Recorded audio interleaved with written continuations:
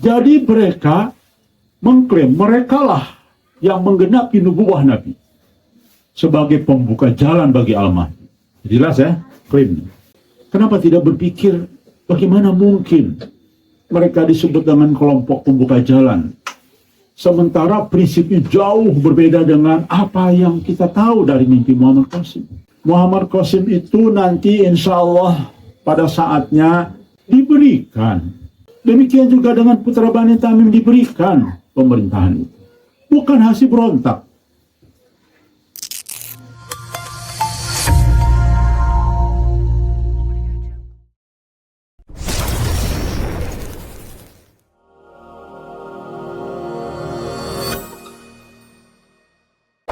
Jika kelompok si is ya. Nah, karena kalau di dalam sosial media itu kalau disebut itu di ban itu. Makanya saya mengistilahkan si is bukan TIIS. Beda. Jika kelompok si is ini merupakan pembuka jalan bagi Muhammad Qasim sebagai Al-Mahdi, gimana ceritanya? Kira-kira gitulah ya. Baik, tema ini sebetulnya tema yang harus memang disampaikan. Dan ternyata Allah membuka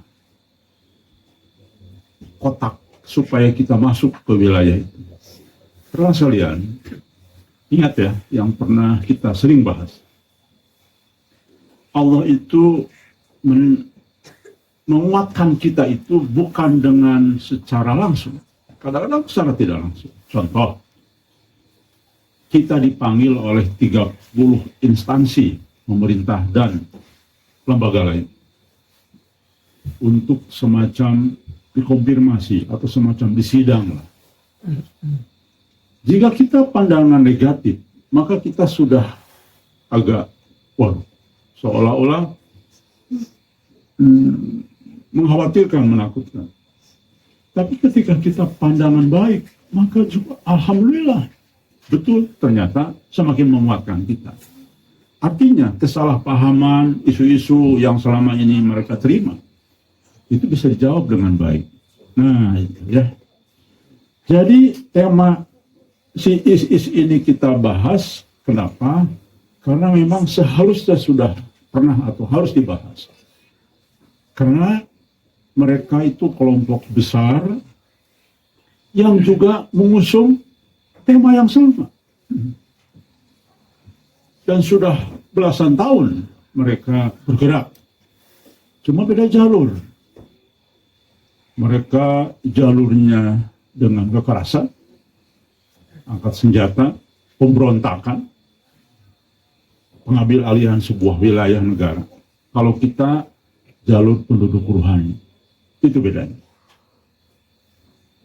Nah, rekan sekalian, saya akhirnya paham mengapa kesini harus ada orang yang kenalan saya lama. Saya kenal lama, udah 30 tahun saya kenal, dan saya tahu persis dari ujung rambut sampai ujung kakinya siapa dia yang bersangkutan ya. Ini sebagai pembelajaran sebetulnya, sehingga nanti kita ketika Allah mewujudkan takdir kita, kita tahu harus bersikap seperti apa. Tidak grogi lagi, tidak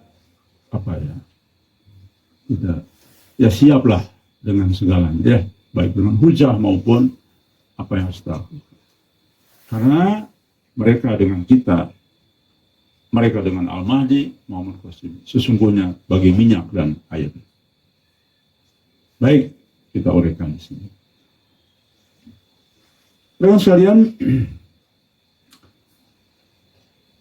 tujuan membahas judul ini, atau maksud atau sebab membahas judul ini, pertama, ada pernyataan mereka duluan. Mereka lah menyulut api, sehingga membangunkan macannya lagi. Gitu. Saya mirip macan ya?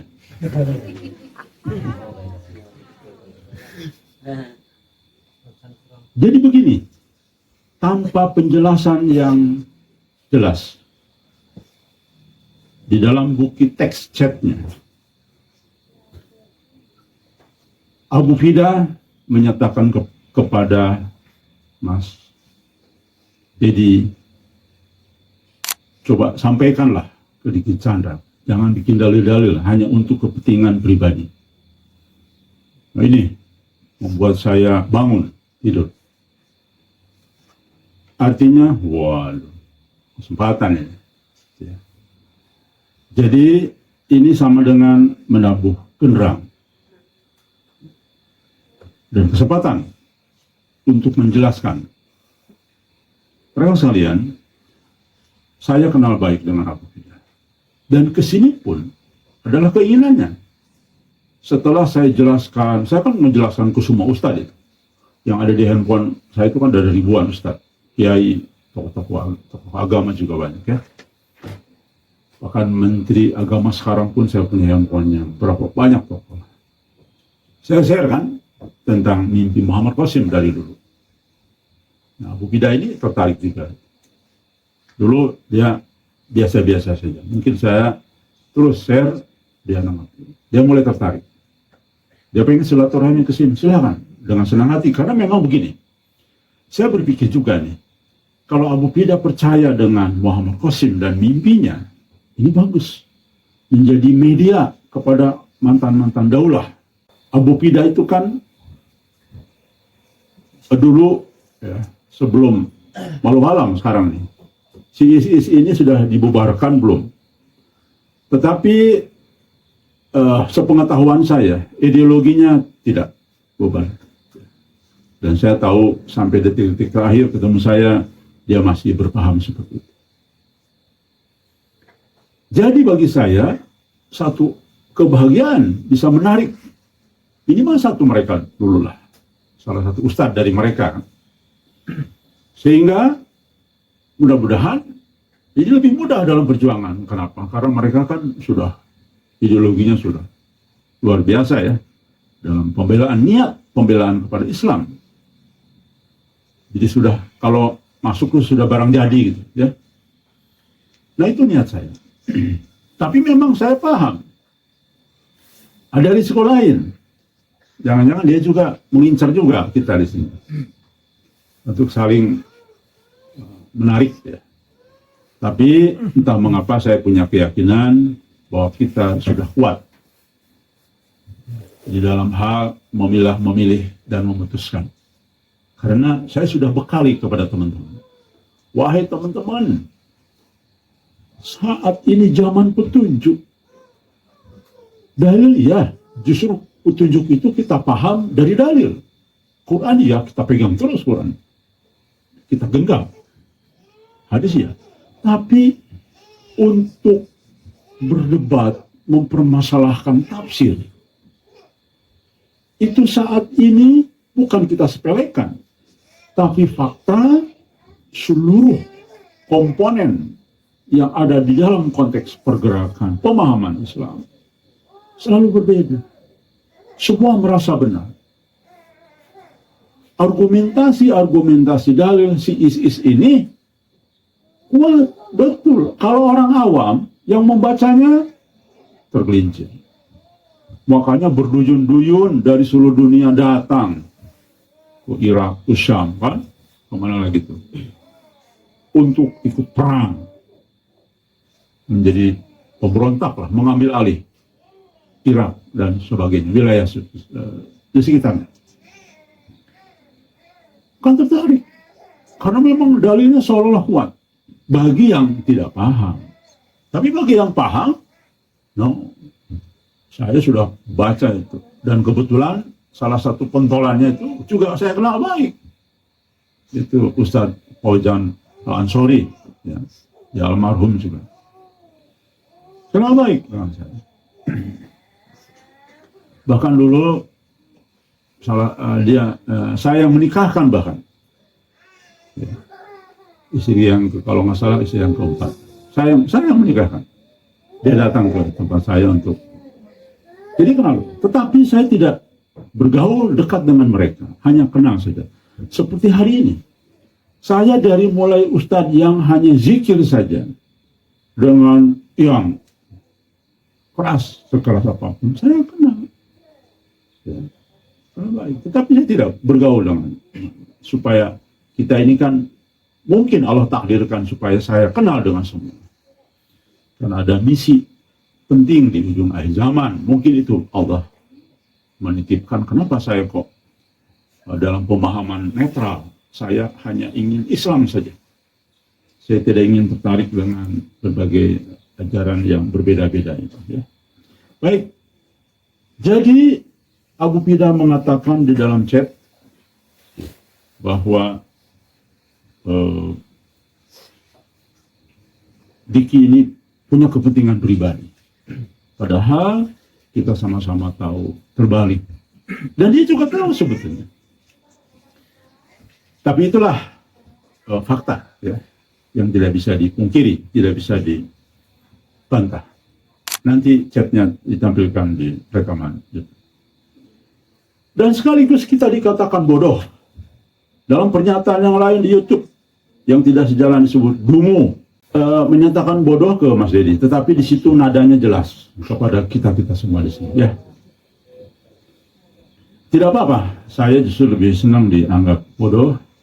Tetapi alhamdulillah banyak yang mengikuti saya. Saya dianggap bodoh, berarti teman-teman lebih bodoh. Kenapa ikutin saya? Saya dia bodoh-bodohin, berarti teman lebih bodoh loh.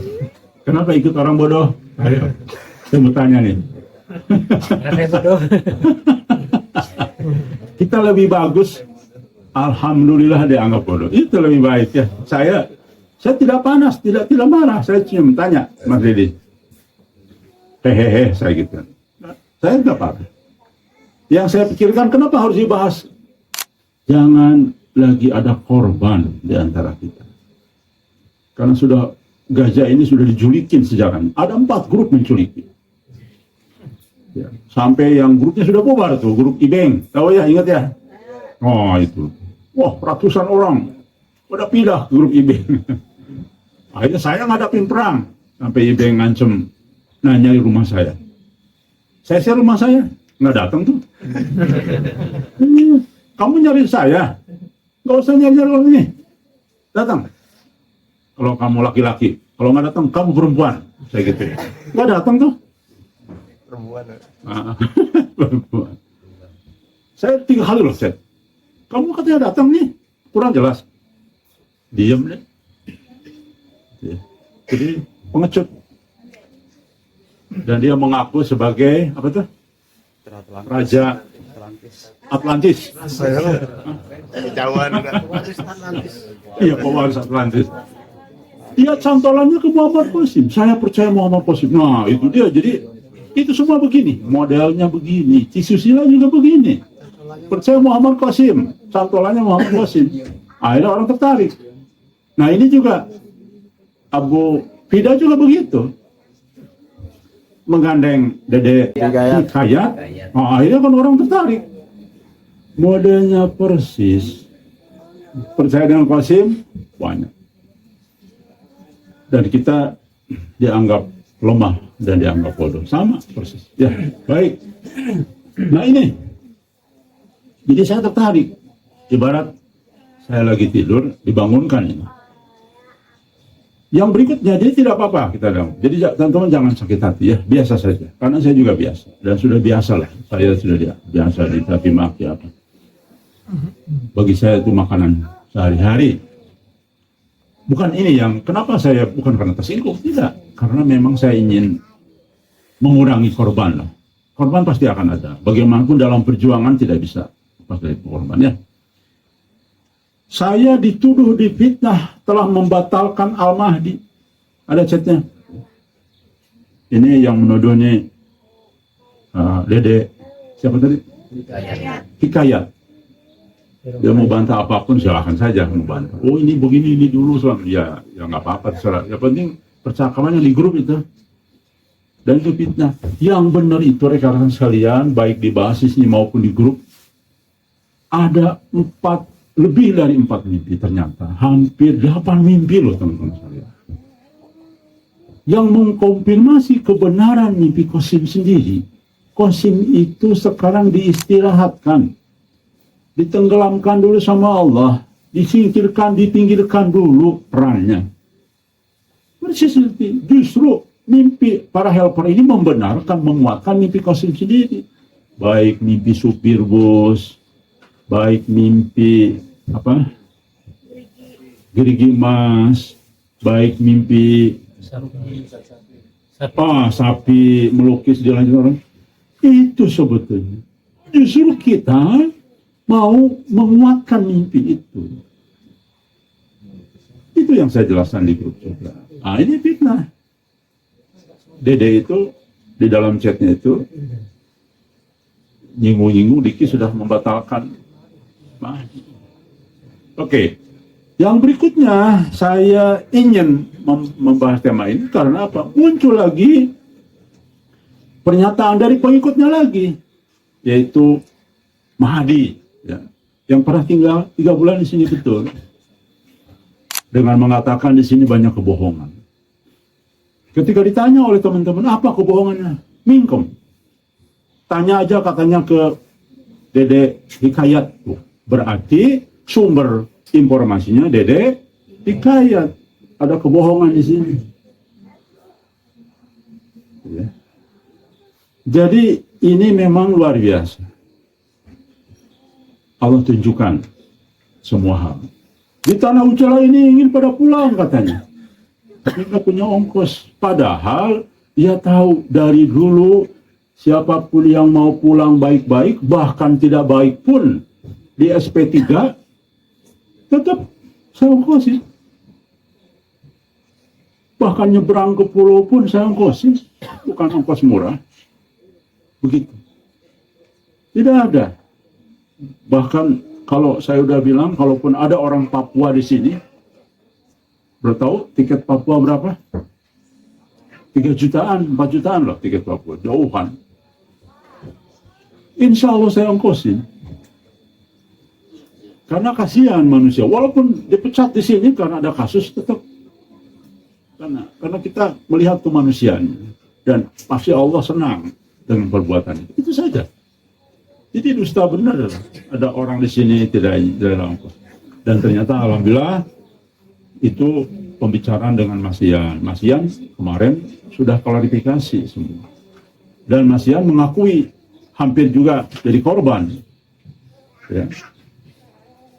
Tapi keburu sadar. Beliau pernah menyampaikan pertama kali bermimpi bahwasanya ini terjadi di kebun ya. Beliau bermimpi bahwasanya di sini akan terjadi penggerebekan, kurang lebih seperti itu, dan kita harus bersembunyi. Wah, saya mikir begini kan, teringat dengan mimpi istri saya saat di Kalimantan. Nah, saat itu istri saya bermimpi tentang kerusuhan. Nah, jadi saya mikir juga kan, wah jangan-jangan ada penggerebekan. Hati saya juga mulai goyah nih Kang. Demi Allah nih, awalnya itu. Goyah juga. Apakah benar ini terjadi penggerebekan? Benar enggak sini saya datang di sini ini alirannya nih benar apa tidak? Sedangkan saya bermimpi bahwasanya Kang Diki adalah putra Bani Tamim. Sedangkan hadisnya apabila kamu melihat putra Bani Tamim, maka bantulah ia meskipun harus merangkak di atas salju. Wah, saya sudah niat ini mau membantu kan. Walaupun saya tidak punya apa-apa ya punya tenaga saja. Jadi saya pun pergi di sawah untuk menyiapkan tempat berlindung dari ini Kang. Demi Allah ini saya ini jujur ini Kang, ngomong jujur, harus jujur ini.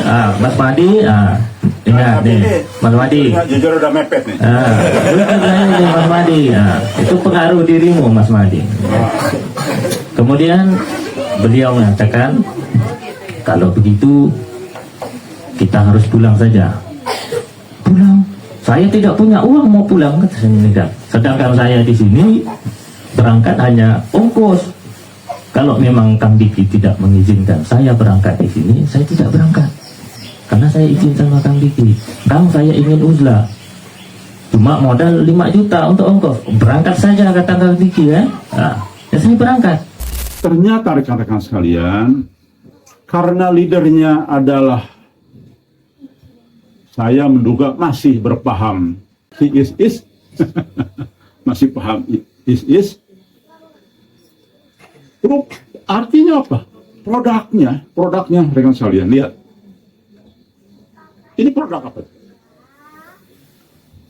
Yang keluar produk Khawarij. Khawarij itu ciri-ciri yang gampang menuduh, gampang menyatakan orang lain, gampang mengkafir orang lain. Dan banyak sekali pernyataan di dalam sosial media itu juga nggak benar, walaupun atas nama agama. Makanya yang membunuh Sayyidina Ali, mantu baginda Nabi Muhammad SAW, bayangkan, dipenggal dengan kalimat Allahu Akbar sambil memenggal. Dan dia yakin dia yang benar, Ali yang salah. Ini persis nih. Jadi karena pentolannya itu sampai hari ini berpaham si is ya, maka anak buahnya jadi begini semua. Mau tahu, Dede Hikayat pun sudah ngomong ke beberapa orang.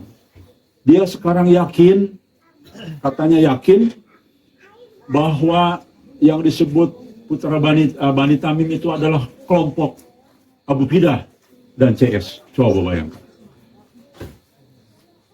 Jadi artinya Dede Hikayat sudah mengakui bahwa Bani Tamim itu adalah kelompok si is. Mari kita luruskan, ya. Itu salah besar, itu. Berat itu kesalahan, ya. Dan bukan satu dua orang lah. Dede Hikayat. Nah, rekan sekalian, berarti memang setiap langkah selalu harus ada korban. Pantes Dede Hikayat kok opininya kemana-mana ini. Saya punya rekamannya, nanti share, didengarkan voice-nya. Mempengaruhi orang. Intinya beginilah. Walaupun dia tidak secara telak ya, tapi membuat orang akhirnya ragu dengan mendengarkan mimpi orang lain selain positif. Nadanya intinya udahlah, seolah-olah mimpi pribadi itu pribadi aja, sedangkan yang harus didengar seolah begitu. Yang didengar itu mimpi Qasim saja. Walaupun dia tidak mengakui, saya nggak mengakui. Iya, tapi nada Anda begitu, paham orang ke situ larinya. Jadi dia juga. Karena dia membedakan mubasyirat dengan ru'yah. Padahal tidak ada satupun ulama ya, dalam banyak kitab. Saya coba cari tahu. Ya. Nah, jadi luar biasa. Ini sebagai satu pembelajaran bagi kita sekarang berat, makin berat nih. Kenapa? Karena makin mereka udah pakai dalil. Ya. Kalau dulu si Ibeng nggak pakai dalil, cuma pengakuan, ratusan pada pindah ke sana. Banyak yang balik lagi ke sini. Terus si Susila nggak pakai dalil, taklif buta lagi. Padahal bertentangan dengan Quran dan hadis. Ya, itu hebat, luar biasa ya. Oh, sekarang agak berat nih lawannya pakai dalil, hujah. Karena memang demikianlah kelompok si is ya. Dan saya ingin teman-teman tercerahkan. Tidak ada apa, silakan. Saya tidak ingin mengganggu pemikiran mereka. Rekan sekalian, perlu diketahui, sayalah yang mendorong dari dulu. Ayo teman-teman bikin channel baru, channel masing-masing. Mas Musa, ayo bikin channel. Ustaz Pak Sutarno, bikin channel kalau bisa. Jadi biar rame di mana-mana. Orang buka channel lagi tentang mimpi lagi. Walaupun yang nonton dua biji nggak apa-apa. Tapi minimal di sosial media tuh penuh dengan mimpi. Artinya kita bahas gini bukan karena kita ada saingan, tidak. Justru saya mendorong Dokter Tantowi itu saya dorong, Mas, ayo bikin channel baru. Dorong channel. Di sini yang bicara, mereka yang beken-beken sekarang itu kan di sini. Majelis Gajah yang memberi kesempatan tampil. Jadi Hikayat kan kalau nggak ditampilkan di Gajah, kan nggak dikenal. Saya tidak pernah merasa takut, justru saya dari dulu sampai hari ini konsisten ingin mencetak kader. Bahkan tidak siap pun dikarbit di sini supaya matang. Bahkan ada warning nih, ada belasan dari orang, wah Kang Ki aja lah kajian subuh, nanti pada lari nih penonton makin sedikit. Ada belasan chat. Saya bilang tidak. Tujuan kita bukan viewer. Tujuan kita adalah melaksanakan perintah Allah agar kita mengkader. Bahkan saya Gajah yang nonton tinggal 100-200 orang, tidak apa-apa. Karena kita bukan itu tujuannya. Ya, makanya kita bikin ratusan channel banyak. Yang nonton kan cuma ada 2, 10, 100, tidak apa-apa. Sejak Abah berdiri pun mendorong, dari dulu loh. Tanya Ahmad, tanya Indra Nopirian, tanya Diki Sapnot. Itu kan Diki Sapnot ikut saya dulu. Saya tahu kualitasnya kayak apa ya.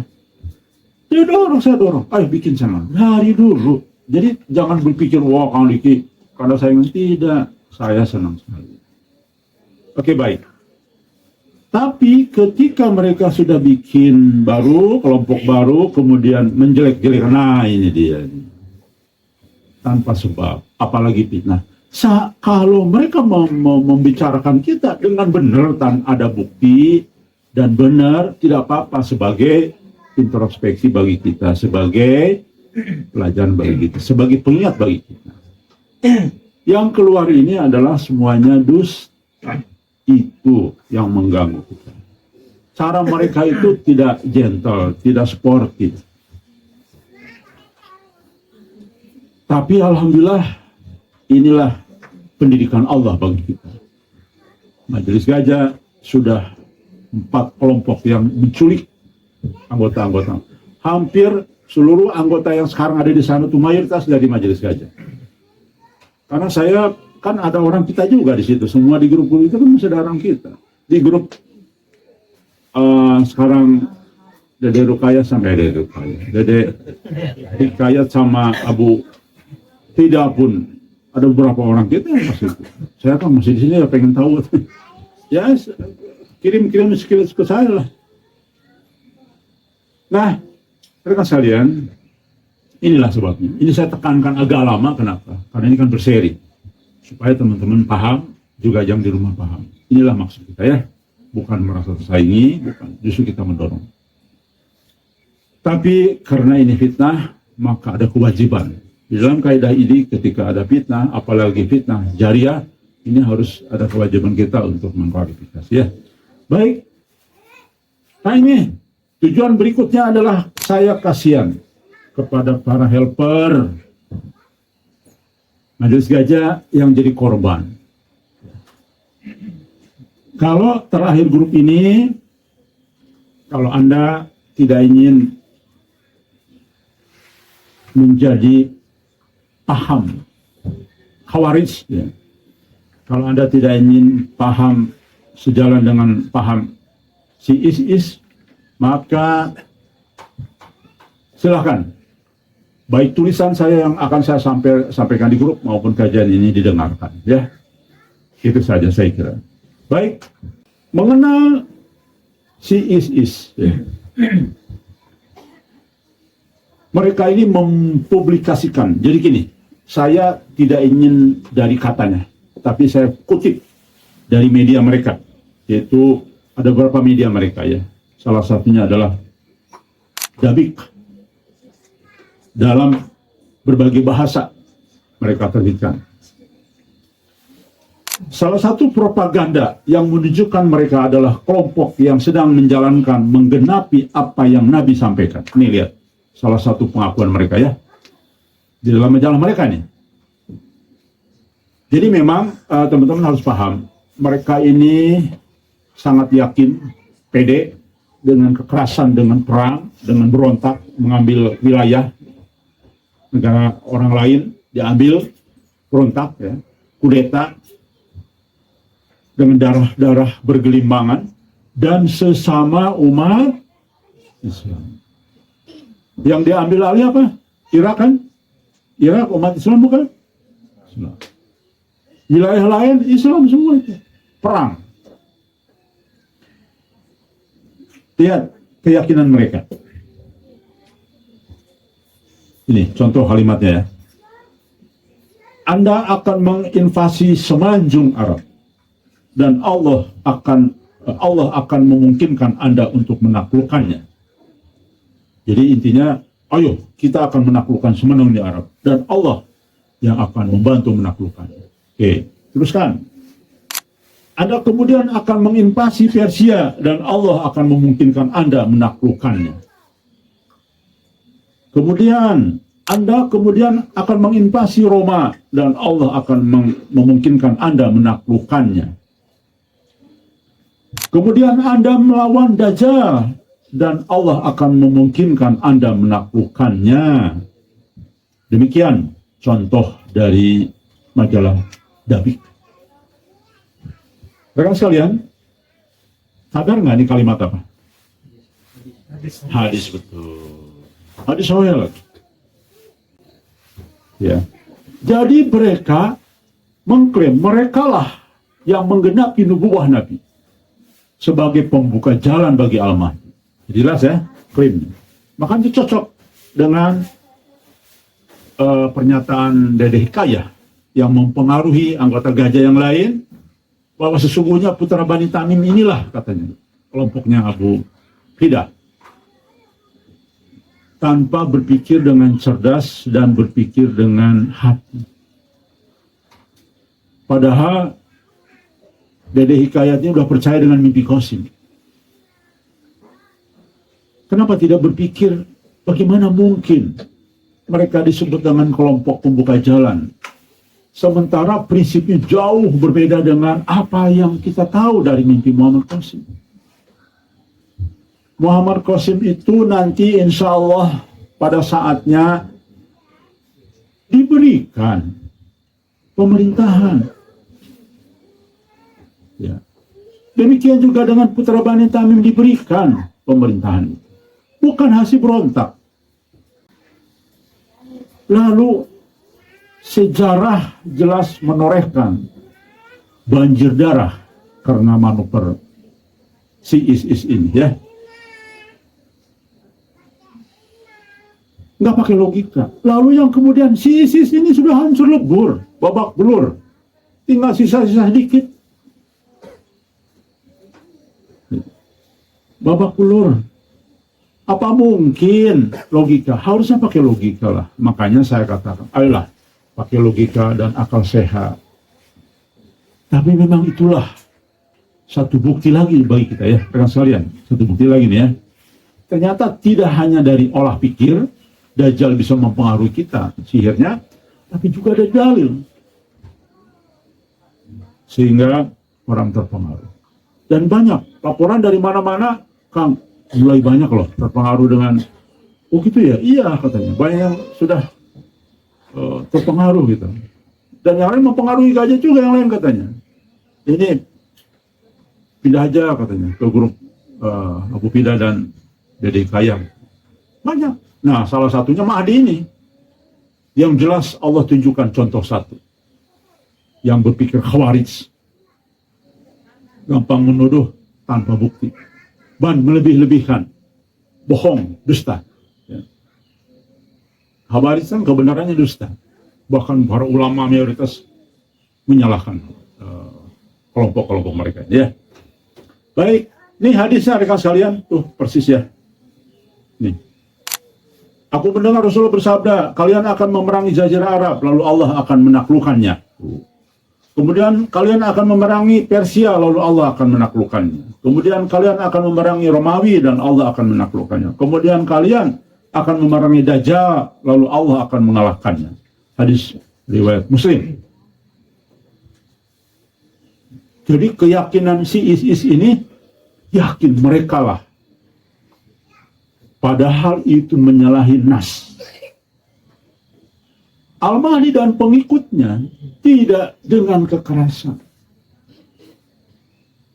Dengan hasil diislah, keinginan Allah, takdir Allah, diberikan sama Allah. Kalaupun perang, ya nanti setelah itu pun karena terpaksa. Bela diri. Tapi Al-Mahdi berkuasa menjadi Imam Mahdi karena pemberian Allah. Karena takdir, bukan direbut. Baca, ribuan kitab mengatakan itu. Jadi kalau Abu Pida bilang bodoh kita, mohon maaf. Kalau saya mengatakan, Anda lebih bodoh. Karena Anda tidak belajar dari pengalaman. Mana? Si itu hancur lebur. Organisasi Anda itu hancur lebur. Sampai hari ini ya. Dan tidak sejalan dengan Nabi Qasim. Tidak sejalan. Dan tidak sejalan dengan ribuan kitab. Ribuan kitab saya katakan. Nanti saya kasih contoh banyak kitab di dalam tulisan.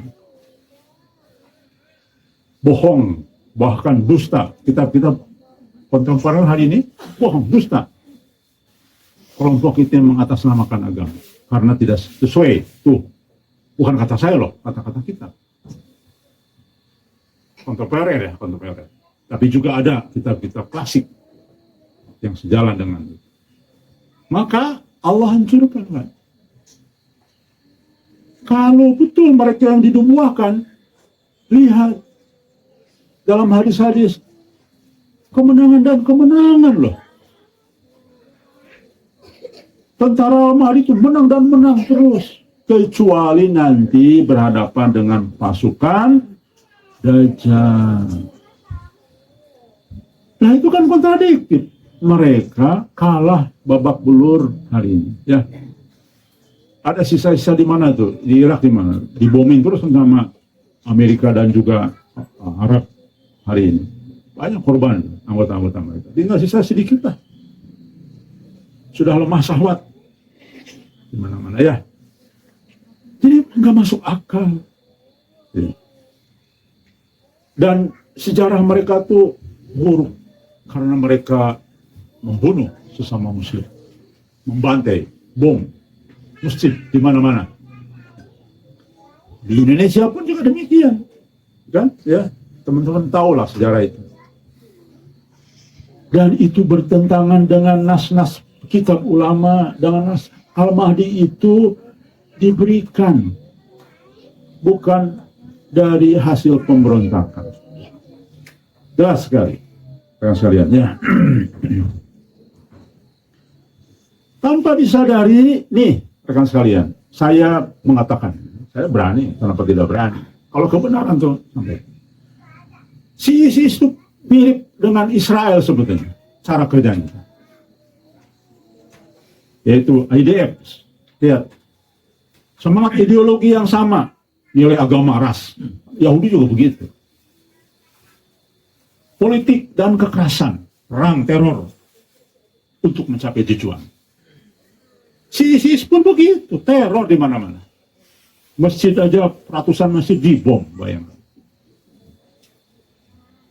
Padahal ajaran Nabi jangankan masjid.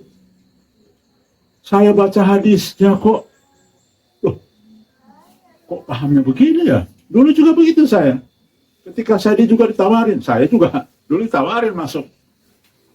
Karena saya dianggap dulu ya, dianggap tokoh juga dalam pergerakan Arimatea kan. Saya punya cabang di seluruh Indonesia. Saya dibujuk sama Ustadz Paujan juga begitu.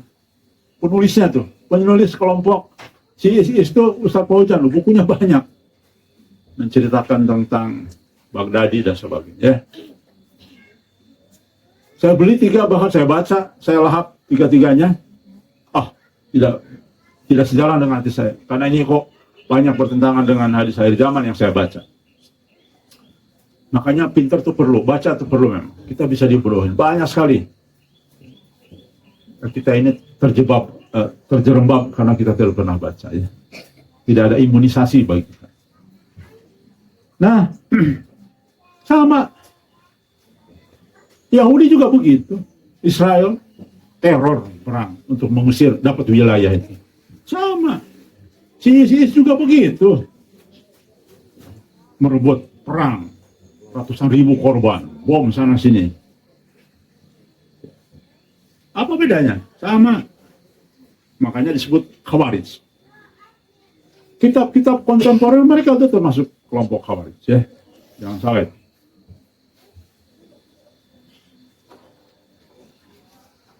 Mereka menjadikan sarana menciptakan kekhalifahan Islam di seluruh dunia. Sarana. Mereka sudah mengklaim itu. Udah tahu semua lah, teman-teman udah tahu semua. Kalau baca mereka tuh khalifah yang akan muncul. Sebelum Al-Mahdi itu kan harus ada khalifah dulu yang berkuasa. Coba pakai akal sehat. Mereka sekarang hancur lebur. Berarti kan bukan gitu. Ya. Gagal berarti. Jelaskan. IDF dan ISIS terus mengejar tujuan teritorial, wilayah. Dan ideologi mereka melalui kekuatan militer. Al-Mahdi itu dipaksa bahkan. Nggak nyambung bro. Nggak mungkin nyambung. Makanya ada beberapa chat. Ini saya bingung dengan pernyataan-pernyataan di YouTube. Dede Hikayat dengan Abu Pida katanya. Kalau Abu Pida saya paham. Ada tuh chat-chatnya. Herannya Dede Hikayat kok ke bawah-bawah gitu loh. Coba sadarkanlah katanya. Dan terbukti ada helper lain mengaku ke saya. Iya Kang. Dede Hikayat mempengaruhi saya juga katanya. Jadi yang benar itu kelompok Abu Pida katanya. Coba. Padahal ngaku pakai dalil, dia bilang ngomongnya tuh harusnya dari kitab langsung Kang Niki katanya. Jangan terjemahan. Terjemahan itu sedang salah. Berarti dia sama dengan mengatakan bodoh itu orang-orang yang penterjemah kitab-kitab itu. Padahal penterjemah kitab itu mohon maaf. Teman-teman sekalian, kalau ada kitab nih, siapa menerjemahkan? Itu lulusan S2 rata-rata. Kita bahasa Arab tahu. Jadi Dede Hikayat sama Abu Pida mau mengatakan saya lebih pintar bahasa Arab. Begitu. Dan mereka ketakutan memang. Rata-rata begitulah. Ustadz-ustadz yang takut posisi itu. Jangan IT segala macam. AI atau PDF terjemahan. Mereka hanya ingin seolah ilmu itu bagi mereka saja. Sudah saya share kan di grup ya. Itu. Dan itu kata-kata kitab loh. Bukan kata saya. Ulama besar terdahulu sudah meramalkan bahwa tokoh agama itu pelit nanti ilmu. Maunya dia yang didengarkan.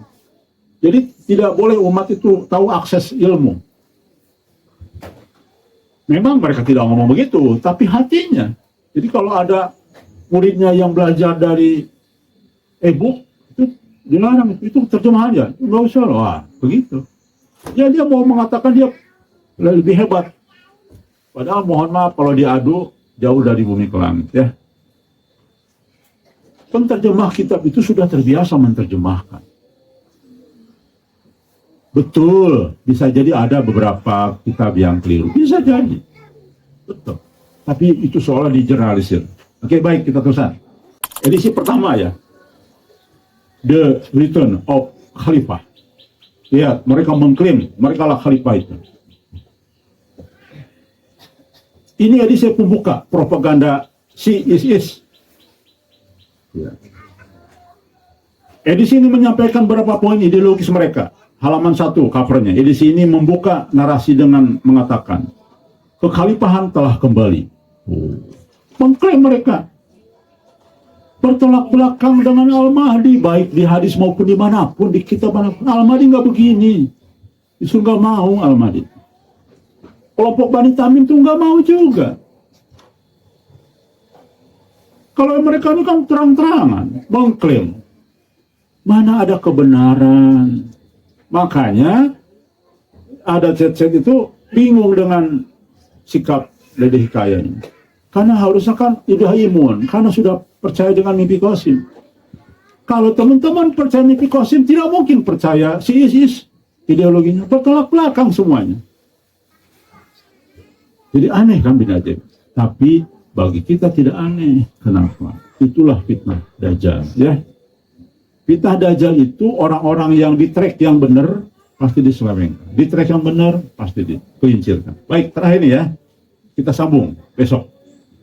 Ini nanti pendalaman sampai akar-akarnya saya cabutin supaya teman-teman paham ya.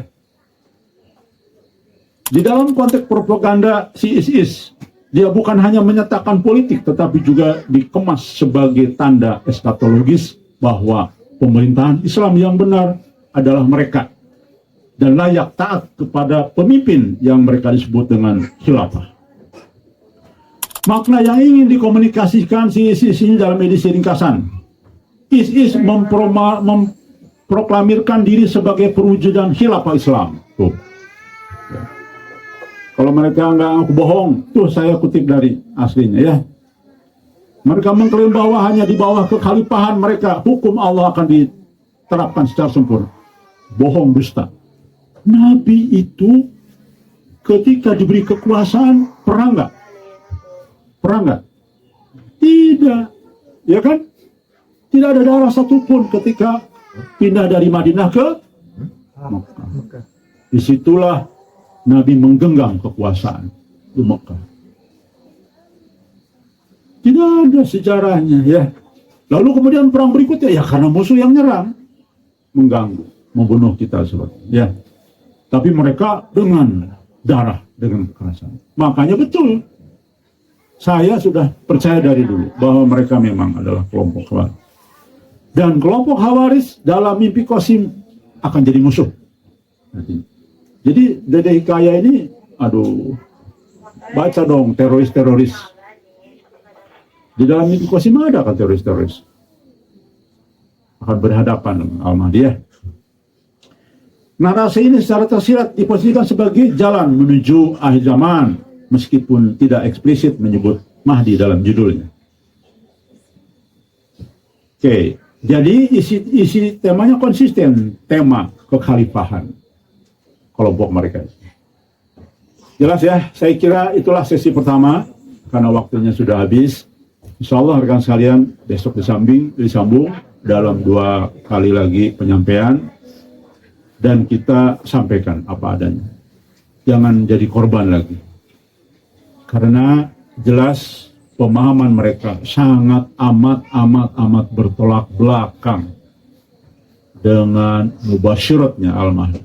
Sangat bertentangan.